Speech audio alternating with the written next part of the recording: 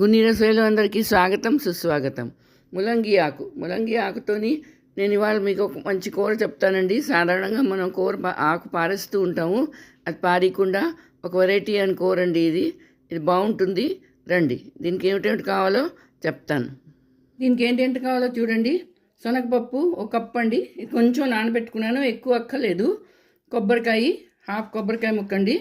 ఇదేమో ములంగి ఆకులు, ఇవి అండి కావాలి.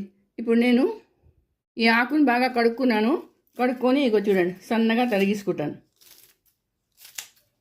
ఇలా తరిగేసుకోవాలి. ఈ కాడలు ఉన్నా పర్వాలేదండి, కాడలు కూడా చాలా బాగుంటాయి దీనికి. ఇది కొత్త రెసిపీ అండి, ఇది ఎవరు చేసి ఉండరు, ఇది చేసి చూడండి, చాలా బాగుంటుంది.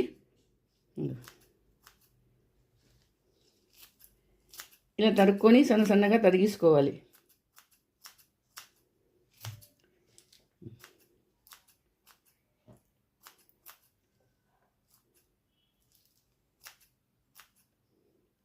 ఇలా తరుక్కొని పెట్టుకోవాలండి.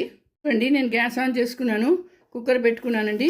అందులోని ఆవాలు, మినప్పప్పు, ఎండుమిరపకాయలు, తర్వాత చిన్న ఇంగువ ఇది వేసుకున్నానండి పోపు.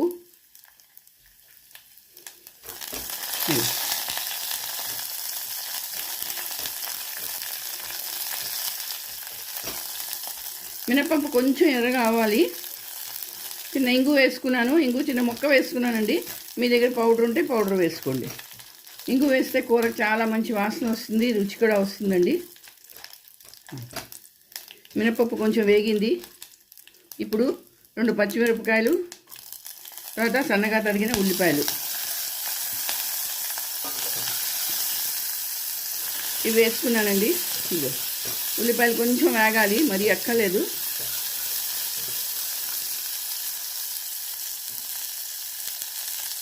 ఇప్పుడు ఇదిగో ఇది ములంగి ఆకు అండి, ఈ ఆకు వేసేసుకున్నాను. అలాగే శనగపప్పు, ఈ శనగపప్పు కూడా వేసేసుకోవాలి. వేసుకొని కలుపుకోవాలి.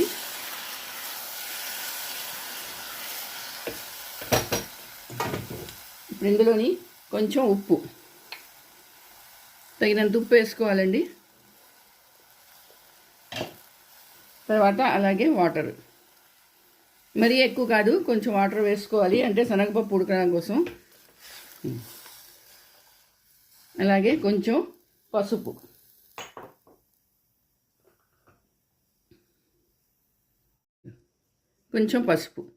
వేసుకొని ఇది 2 సీటీలు వచ్చే వరకు ఉడకపెట్టుకోవాలి.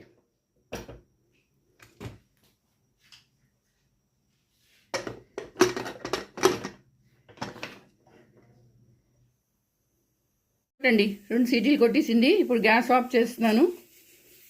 కుక్కర్ చల్లారాలి. ఇది కుక్కర్ చల్లారిందండి, చూస్తున్నాను. ఇది కొట్టండి, ఉడికిపోయింది. పప్పు ఇలా ఉడికిపోవాలండి మెత్తగాను. సార్ ఇలా ఉడికిపోయింది. ఇప్పుడు ఏం చేస్తానంటే దీన్ని గ్యాస్ ఆన్ చేసుకున్నాను, మూకుడు పెట్టుకున్నాను. అందులో కొంచెం వెల్లుల్లిపాయలు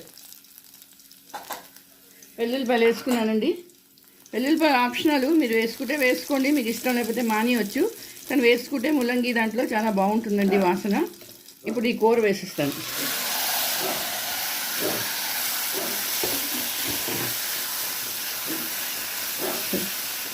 వేసి కొంచెం కలుపుకోవాలి, నీళ్ళు కొంచెం ఎగిరాలండి.